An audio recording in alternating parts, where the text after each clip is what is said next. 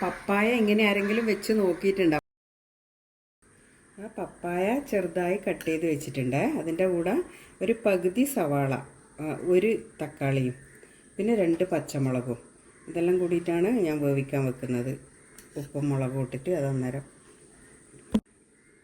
ഈ പപ്പായയിൽ അരച്ച് ചേർക്കേണ്ടതാണ്. ഒരു 1.5 കപ്പ് തേങ്ങയുണ്ട്, പിന്നെ 2 ചെറിയ ഉള്ളി, 1 പച്ചമുളക്, കുറച്ച് ജീരകം, 1 ടീസ്പൂൺ ജീരകവും, ഇത് കൂടിയിട്ടാണ് അരക്കുന്നത്. അതിൽ ഇതാ ഒരു 1/4 ടീസ്പൂൺ മഞ്ഞൾ,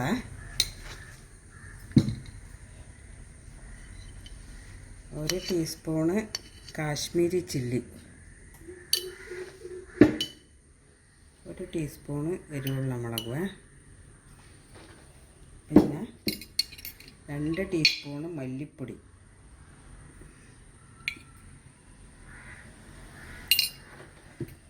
പാകത്തിനുള്ള ഉപ്പ്, 1 ടീസ്പൂൺ ഇടാവാണെങ്കിൽ പിന്നെ ഇടാം.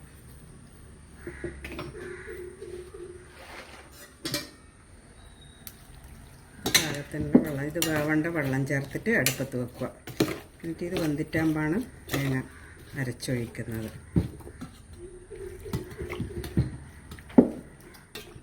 ഇത്രയും വെള്ളം മതി. പപ്പായ വെന്തുവേ. ഇനി നമുക്ക് ഇതിലേക്ക് പുളിവെള്ളം, ലേശം പുളിയെ ചേർത്തിട്ടില്ല, അത് ഒരു നെല്ലിക്ക വലുപ്പത്തിലുള്ള പുളി. അവിടെ പുളിയാർക്ക് അത്ര വലിയ ഇഷ്ടമല്ല, അതുകൊണ്ട് കുറച്ചേ പുളി ചേർത്തിട്ടില്ല. പിന്നെ പച്ചമുളക്, തേങ്ങ അരച്ച് ഉപയോഗിക്കാം.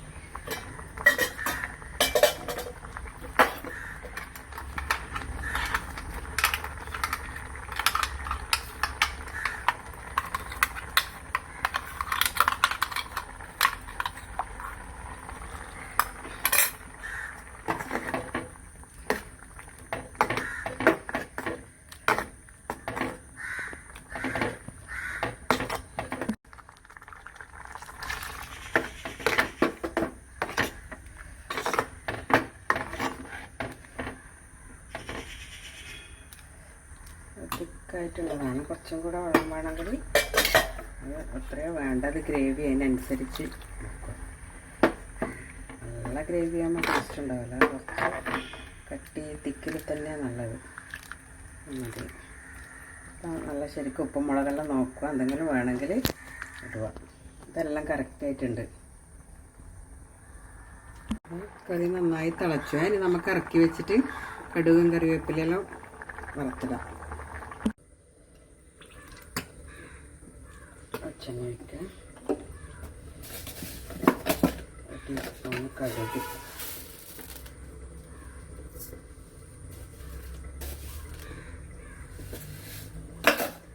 ഇതിലേക്ക് 1/2 ടീസ്പൂൺ ഉലുവ ഇടുന്നുണ്ട്. കടുക് പൊട്ടിയിട്ടാകുമ്പോൾ ഉലുവ ഇട്ടിട്ടാണ് കറിവേപ്പിലയും ഉണക്കമുളകും ഇടുന്നത്.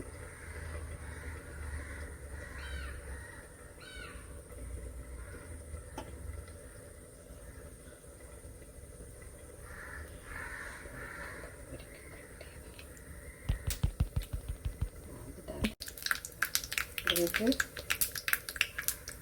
1/2 ടീസ്പൂൺ ഉലുവ,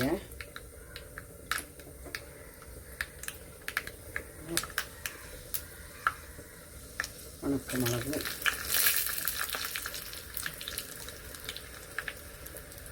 കറിവേപ്പില.